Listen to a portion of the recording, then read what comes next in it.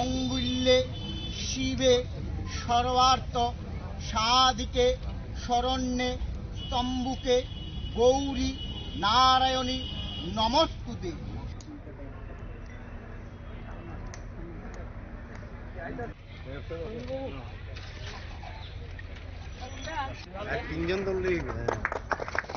আমরা করতালির মাধ্যমে এই শুভক্ষণের আমরা সাক্ষী হয়ে থাকবো। বেশি বুদ্ধিমান তারাই কি বেশি দিন টিকে থাকবে পৃথিবীতে? বলছেন না। যারা যুগের পরিবর্তনের সাথে সাথে নিজেকে চেঞ্জ করে নিতে পারবে, পরিবর্তনের সাথে সাথে আধুনিক প্রযুক্তিকে অ্যাডপ্ট করে নিতে পারবে, তারাই বেঁচে থাকবে, বাকিরা হারিয়ে যাবে, পিছনে পড়ে যাবে। যেমন computer, mobile, digital, paperless, cashless, internet, Facebook, Instagram, tweet, drone,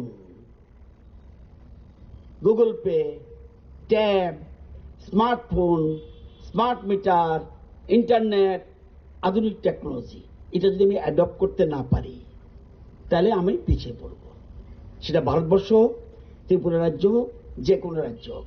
অর্থাৎ আমি অ্যাডপ্ট করে নিতে হবে।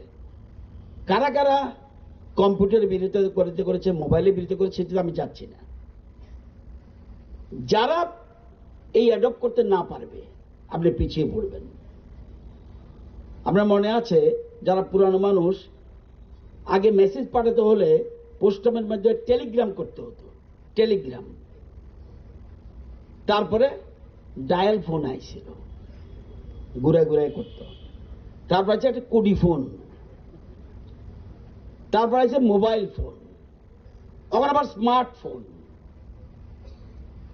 আমি যদি এটার সাথে না মিলে যাই, যেমন আপনার পকেটে প্রচুর টাকা আছে, 2 লক্ষ টাকা আছে, আপনি কোথাও বেড়াতে গেলেন বিদেশে, আপনি গুগল পে জানেন না,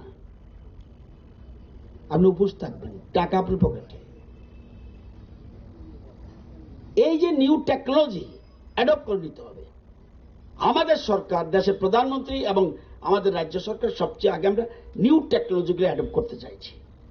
এই অ্যাডপ্ট করতে গেলেই, অ্যাডপ্ট করতে পারলেই আমরা পৃথিবীতে টিকে থাকতে পারবো এবং রাজ্যকে এক ত্রিপুরা শ্রেষ্ঠ ত্রিপুরা বানাতে পারবো। এই যে বিল্ডিংটা হবে, এটা টোটাল খরচ যাবে 12,33,00,000। এটার নাম হলো সুপার ইসিবিসি বিল্ডিং। এই বিল্ডিংটার বানানো অর্থ, এবং এই ধরনের ভারতবর্ষে মাত্র 5টা মডেল ভবন তৈরি হচ্ছে সারা দেশে, এর মধ্যে ত্রিপুরা একটা। এটা উদ্দেশ্য হলো বিদ্যুৎটা যেন কম লাগে, বিদ্যুৎ যেন খরচ কম হয়, এবং দেখা যাবে 30-40% বিদ্যুৎ কম লাগবে। এবং নর্থ ইস্টের মধ্যে আমাদের রাজ্যে এই ভবন তৈরি হচ্ছে, এবং G+3 4তলা বিল্ডিং হবে। State designated agency Tripura office এই বিল্ডিং এ বসবে। Bureau of energy efficiency BEE office এখানে বসবে। এখানে এখন বর্তমানে ত্রিপুরাতে নেই, ওরা বসবে এখানে। TCCL এর ইলেকট্রিক সার্কেল 1, সার্কেল 2 এটাও বসবে এই 4তলা বিল্ডিং এ, এবং শেষ করতে সময় লাগবে 18 মাস। আপনারা জানেন ত্রিপুরাতে বর্তমানে বিদ্যুতের পিক ডিমান্ড, সবচেয়ে ডিমান্ড প্রতিদিন কত লাগে, সবচেয়ে দরকার 378 মেগাওয়াট। 378 মেগাওয়াট লাগবে সমস্ত রাজ্যে বিদ্যুৎ পিক ডিমান্ড। 31-32 যখন আসবে, এখন কিন্তু 25-26 চলছে, 31-32 যখন আসবে বছর, তখন লাগবে 650 মেগাওয়াট। খুব ভালো করে বুঝতে হবে জায়গাটা, কারণ উন্নয়ন করতে হলেই বিদ্যুৎ সবার আগে দরকার। উইদাউট পাওয়ার আপনি কোনো ডেভেলপমেন্ট করতে পারবেন না। এই জন্য প্রধানমন্ত্রী সারা পৃথিবীতে সবচেয়ে আগে ডাক দিয়েছেন। আপনি বর্তমানে আমরা কতক্ষণ বিদ্যুৎ দেই? 24 ঘন্টার মধ্যে অ্যাট প্রেজেন্ট 23 ঘন্টা 54 মিনিট দেই, বলে মাঝে মাঝে ট্রিপিং আসতে পারে। কিন্তু আমাদের কেন না, এটা প্রত্যেক কেন্দ্র থেকে এটা মেনটেন করে যে কিভাবে এটা আমি ইচ্ছা করলে আমি বাড়িয়ে বলবো যে না 24 ঘন্টার মধ্যে 24 ঘন্টা দিই, নট কারেক্ট। 24 ঘন্টার মধ্যে আমরা 23 ঘন্টা 54 মিনিট দেই, গ্রামে আরো 10 মিনিট কম হয়। কিন্তু মাঝ মাঝে ট্রিপিং আসে। এই ট্রিপিং কেন আসে সেটা একটু আর বলবো। এই যে বিদ্যুৎ পরিষেবা দিচ্ছি, আমাদের পরিবার কত ত্রিপুরা রাজ্যে, কত পরিবার কারেন্ট নেয়? 10,57,000 পরিবার, 10,57,000 বিদ্যুৎ নেয়। আমাদের সরকার আসার আগে কত লক্ষ নিত? 7,21,000। তার মানে ডেভেলপমেন্ট হচ্ছে। যখনই মনে রাখবেন কারেন্ট চাইবে, তাহলে দেখবেন এক এক বাড়ি 3টে এসি লাগাবে দরকার হলে। আমার কোনো আপত্তি নেই, 3টা কেন 5টা লাগান। কিন্তু আমাদের সরকার আসার আগে মাত্র 7,21,000 গ্রাহক ছিল, এখন 10,57,000। একটু আগে যে আমাদের এমপি সাহেব বলল, যদি আমরা অর্ধেক পরিবার, খুব ভালো করে এই জায়গাটা বুঝবেন, যদি আমরা অর্ধেক পরিবার 5 লক্ষ পরিবার মাত্র 2 কিলোওয়াট, আপনি কত কিলোওয়াট বসিয়েছেন? উনি 5 কিলোওয়াট বলছেন। 5 কিলোওয়াট লাগবে না, 2 কিলোওয়াট করে যদি সোলার প্লেট লাগাই 5 লক্ষ পরিবারে, অর্থাৎ পিএম সূর্যঘর মুফত বিজলি যোজনা যেটা লাগাই, তাহলে প্রতিদিন আমরা কত মেগাওয়াট উৎপাদন করব? প্রতিদিন 1000 মেগাওয়াট। আমার লাগবে না, আমার পালাটানা লাগবে না, আমার রুগিয়া লাগবে না, আমার কিচ্ছু লাগবে না। আমার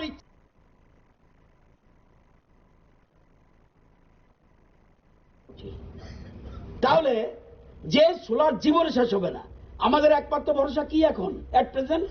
এখন একমাত্র ভরসা আমাদের কিন্তু এই সোলার, এই গ্যাস। তাহলে গ্যাস তো শেষ হয়ে যাচ্ছে। কয়লা খনিজ পদার্থ, গ্যাস খনিজ পদার্থ, এটা একদিন না একদিন শেষ হবে। সোনা খনিজ পদার্থ একদিন না একদিন শেষ হবে। গ্যাস শেষ হয়ে যাচ্ছে, ওএনজিসি দিতে পারছে না, পালাটানাকে দিতে পারছে না, রামচন্দ্রকে দিতে পারছে না, রুকিয়াকে দিতে পারছে না, নিচে নেই গ্যাস। দেখুন কত আগে প্রধানমন্ত্রী চিন্তা করছে গ্যাস একদিন শেষ হয়ে যাবে, তাহলে সোলারের দিকে গুরুত্ব দাও। প্রধানমন্ত্রী চিন্তাধারা এগুলি করছে। এবং আমরা জানেন, যখন আমরা যেমন আমরা আরেকটা সুবিধা আছে, যখন বাড়িতে উৎপাদন করবেন আমার ট্রান্সপোর্টেশন লস লাগবে না। ট্রান্সপোর্টেশন লস দিতে হয়, আপনাকে যে সার্ভিস দিচ্ছি, ধরুন আমি মিজোরাম থেকে, দুর্গাপূজার সময় আমরা মিজোরাম থেকে আনি, আবার বড়দিনের সময় 25 ডিসেম্বর তারা আমাদের থেকে নেয়। এই যে আনতে যায় ট্রান্সপোর্টেশন লস হয়, লস কে দেয়? আপনারা। তাহলে আমি যদি আমার বিদ্যুৎ উৎপাদন করি, আমার লস টসের দরকার নেই। এগুলি ভাবতে হবে। তো আমি আজকে আমাদের রাজ্য যেরকমভাবে এগোচ্ছে, বিশেষ করে বিদ্যুতের ক্ষেত্রে আমরা নতুন নতুন টেকনোলজি, আমরা জানেন যে এর মধ্যে আমরা 132 কেভি সাবস্টেশন টেকনিক্যাল ওয়ার্ড, তবু বলে নেই এত বছরে কটা করেছিল? 132 কেভি সাবস্টেশন 12টা, এখন কটা? 21টা। 7 বছর মধ্যে চলে এসছে এই জায়গায়। আরো 2টার কাজ চলছে। 132 কেভি লাইন কত কিলোমিটার ছিল আগে? 485 কিলোমিটার, এখন কত? 986 কিলোমিটার। আরো 102 কিলোমিটার কাজ চলছে। 33 কেভি সাবস্টেশন 44টা ছিল আগে সরকারের আমলে, এখন কয়টা? 75টা হয়ে গেছে, আরো 18টা কাজ চলছে। 33 কেভি লাইন 896 কিলোমিটার ছিল, এখন 1436 কিলোমিটার করেছি, এবং 212 কিলোমিটার আরো চলছে। আন্ডারগ্রাউন্ড কেবল মাত্র 95 কিলোমিটার ছিল, এখন 408 কিলোমিটার হয়েছে।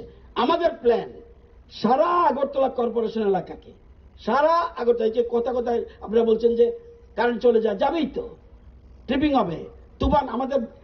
আমাদের রাজ্যে কাছেই হলো বেঙ্গল, যত সাইক্লোন আসে তখন এই যে বাড়ি খায়, তখন কারেন্ট চলে যায়। ট্রিপিং, এটার নাম লোডশেডিং না, চলে যাবে। এই জন্য আমরা অনেকটা চেষ্টা করছি এখন কভার কন্ডাক্টর দিতে। কিন্তু আমরা করছি আগরতলা শহরটাকে পুরা কর্পোরেশন এলাকা, আমাদের অলরেডি কালকে মিটিংও হয়েছে এবং আমাদের টেন্ডারের কাজে চলে যাচ্ছে। আমরা এর মধ্যে কাজ শুরু করে দেব। জানুয়ারি মাসে আমরা টেন্ডার করছি, ফেব্রুয়ারির মধ্যে ফার্স্ট উইকের মধ্যে টেন্ডার হয়ে যাবে অলরেডি সারা রাজ্যে। আবার এরকম ভাববেন না এখন যে কোড়াকুড়ি হচ্ছে, আবার জানি কোড়াকুড়ি হবনি। কি করা হবে? একটা গর্ত হবে এক জায়গায়, একটা গর্ত হবে এক জায়গায়। এই গর্তটা লাইন ধরে গর্ত নয়, একটা জায়গা দেবে, এখান থেকে পাইপলাইন চলে যাবে ভিতরে, ও আরেকটা জায়গায়। সুতরাং কোড়াকুড়ি চিন্তাও নেই। সুতরাং আমরা আগরতলা শহরকে টোটাল আমরা আন্ডারগ্রাউন্ড করে ফেলছি। এরপর আমাদের পরিকল্পনা আছে উদয়পুর, এরপর আমাদের পরিকল্পনা ধর্মনগর অ্যান্ড কুমলুং, এটাকে আমরা আন্ডারগ্রাউন্ডের আওতায় আনতে চাইছি।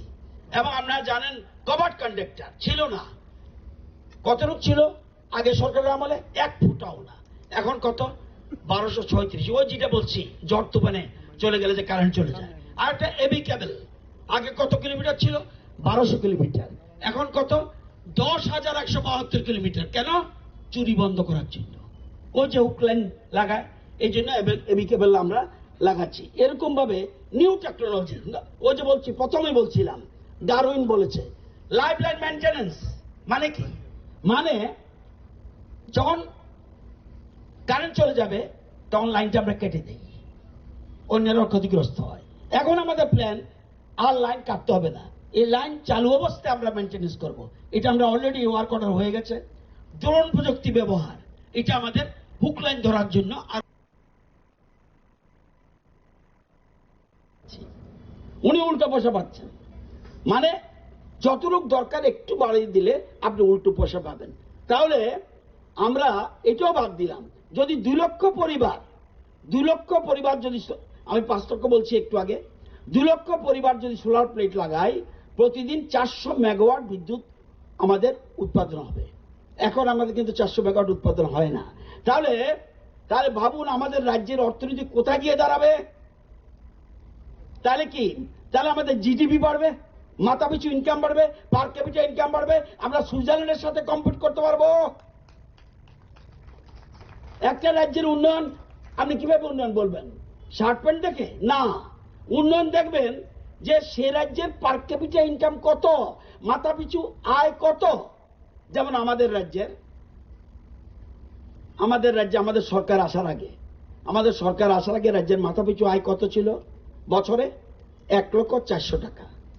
এবার আমাদের 7 বছরে আমাদের সরকার, আগে বিপ্লবদের, বর্তমানে মুখ্যমন্ত্রী মানিক সাহার নেতৃত্বে যে সরকার, সেই সরকার আমাদের পার ক্যাপিটা ইনকাম আগে ছিল 1,04,00,000 টাকা, এখন হচ্ছে 1,98,000 টাকা। তাহলে আমাদের সরকারের ডেভেলপমেন্টের ফলো করুন। এবার আমাদের টার্গেট কি? 2030-এ রাজ্যের মানুষের মাথাপিছু আয় 3,70,000 করতে চাই। এই টার্গেট নিয়ে আমরা কাজ করছি এবং আমাদের প্ল্যানিং ধীরে ধীরে, অর্থাৎ আমাদের মাথাপিছু আয় বাড়াতে হবে, পার ক্যাপিটা, ঘরে ঘরে রোজগার করতে হবে। খুব সুন্দর একটা কথা কালকে দেখেছি, এত সুন্দর কথা বলছে, কল্পনা যদি থাকে আপনি আয় করতে পারবেন। ইনোভেটিভ চিন্তাধারা থাকতে দেখবেন, যারা শুধু মোবাইল খারাপ কাজে ইউজ না করে, একটা মোবাইল যারা এক্সপার্ট মোবাইল চালাতে পারে, তারা ইচ্ছা করলে ঘরে বসে 40 থেকে 50,000 টাকা রোজগার করতে পারেন, কোনো রকম প্রবলেম নেই। কিন্তু আমি যদি খারাপ জিনিসটাই দেখবো, তাহলে মোবাইলের যে পারপাস, সে পারপাস নষ্ট হবে। তো আমাদের সরকারের এই যে আমরা বলছি, আমাদের সরকার যেমন আমরা ত্রিপুরা রাজ্যে 7 বছরে 1,08,000 লাখপতি হয়েছে, কল্পনা করতে পারেন? 1,08,000। আমাদের সরকার এই 7 বছরে 4,94,000 ঘর দিয়েছে, 4,94,000। আর সারা 30 বছরে ঘর এসছে 78,000 মাত্র আগে, 4,94,000। এই জন্যই তো ভারতীয় জনতা পার্টি, বিজেপি, দেশের প্রধানমন্ত্রী এবং রাজ্য বিজেপি তাদের শ্রদ্ধা জানাই। আজকে তারা না থাকলে 4,94,000 ঘর আসতো না। আজকে আমাদের গ্রামের দিকে আগে কটা বাড়িতে পানীয় জলের লাইন ছিল? 24,502টা বাড়িতে। এখন লাইন দিয়েছে 6,22,000। আমরা বলি না সর্বত্র আমরা দিয়েছি, কিন্তু 6,22,000-এ লাইন পড়ছে। ন্যাশনাল হাইওয়ে কত কিলোমিটার ছিল? 199 কিলোমিটার। এখন কত? 923 কিলোমিটার। আগরতলায় বসে, বনমালীপুর বসে গল্প শুনলে হবে না, বাস্তবটা দেখতে হবে কোথায় কি দাঁড়িয়েছে। আজকে জানতো দেখি জম্পু হিল আপনি কাঞ্চনপুর থেকে যখন যাবেন এই 8 ঘন্টার জার্নির মধ্যে ঘুম চলে আসবে। জাতীয় সড়ক ওখানে পৌঁছেছে। আজকে এই যে জিনিস এগুলি আমাদের ভাবতে হবে। পিএমজিএসওয়াই বলুন, রোড পিডব্লিউডি বলুন, সব জায়গায় আমাদের আজকে এরকম করেছে আমরা। এবং আমাদের আজকে আমাদের রাজ্যে সরকারি অফিসে আমরা প্ল্যান করছি। আমরা যতগুলি বিল্ডিং আছে ত্রিপুরা রাজ্যে সরকারি বিল্ডিং, টপ টপ বিল্ডিং, বড় বড় বিল্ডিং যতগুলি আছে, কিন্তু 2000 বিল্ডিং আছে। এই 2000 বিল্ডিং আমরা অলরেডি কাজ শুরু করে দিয়েছি। অলরেডি বোধহয় 200-300 হয়েও গেছে। অর্থাৎ যতটি সরকারি বিল্ডিং আছে আমরা সবাই বসিয়ে দিচ্ছি, সোলার বসিয়ে দিচ্ছি যাতে, এবং এই সবগুলি যদি 2000 হবে, আশা করি আগামী বছরের মধ্যে টোটাল শেষ হয়ে যাবে।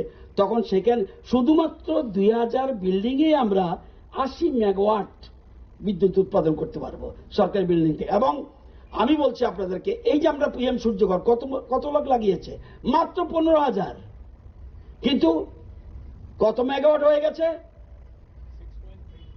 6 মেগাওয়াট। আমার 1 মেগাওয়াট বিদ্যুৎ যদি আমি উৎপাদন করি, যদি আমি জল থেকে উৎপাদন করতে যাই, কত টাকা লাগবে? 20 কোটি টাকা লাগবে। আমি যদি সোলার হাইড্রো জলের মাধ্যমে যদি বিদ্যুৎ উৎপাদন করি, তাহলে আমার লাগবে 20 কোটি। আজকে কিন্তু আমার 15,000 মানুষ আমাকে কিন্তু 6 মেগাওয়াট উৎপাদন করছে, তারা নিজেরা রোজগার করছে।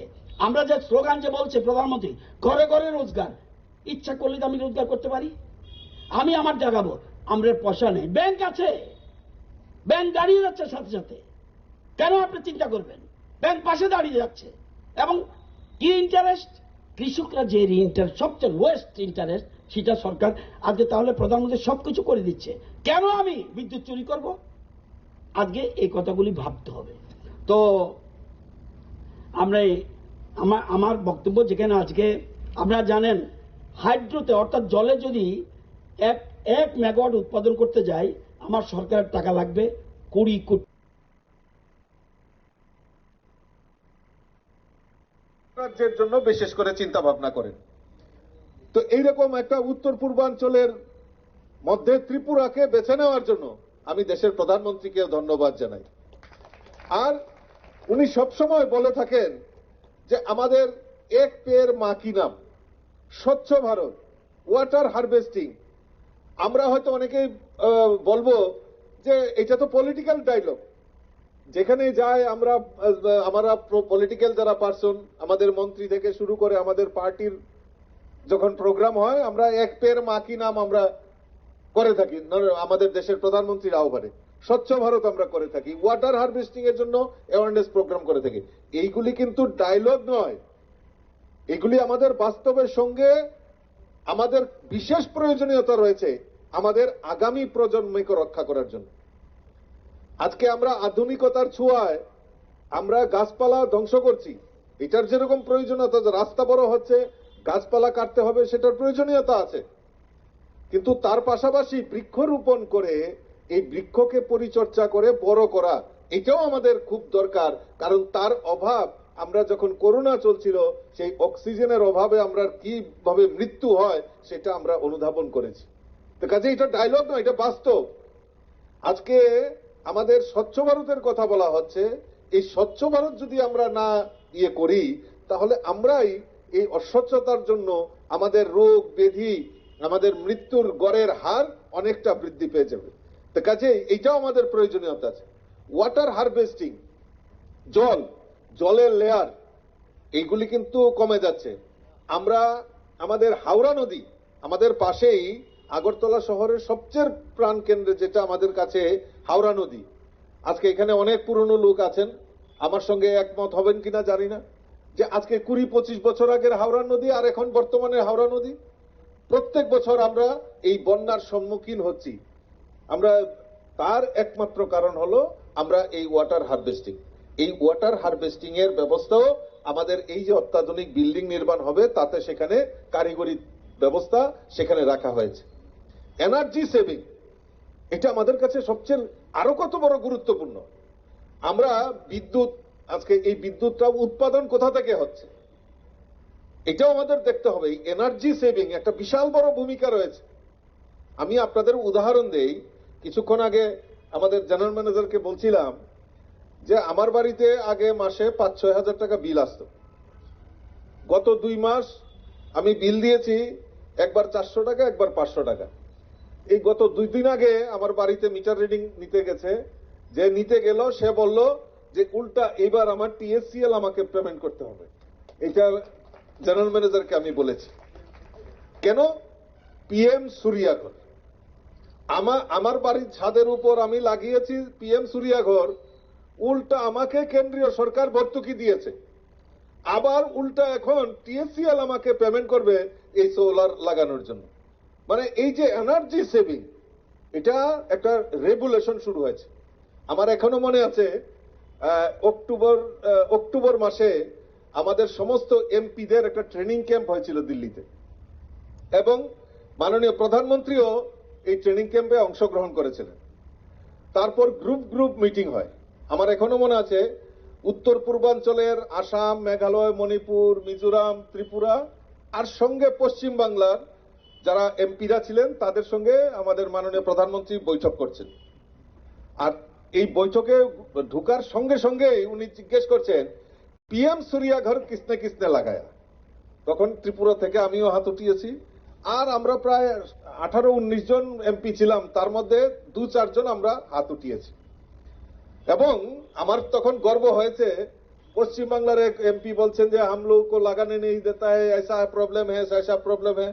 उन्हीं स्पेसिफिक बोलेছেন যে आप त्रिपुरा में जाइए, त्रिपुरा में बेनिफिशियरी के साथ बात करिए, त्रिपुरा में बहुत अच्छा पीएम सूर्याघर का आउटपुट है, आप लोग बेनिफिशियरी का वीडियो बना के पश्चिम बंगाल में चलाइए। তো তখন আমার বুকটা ভরে গেছে।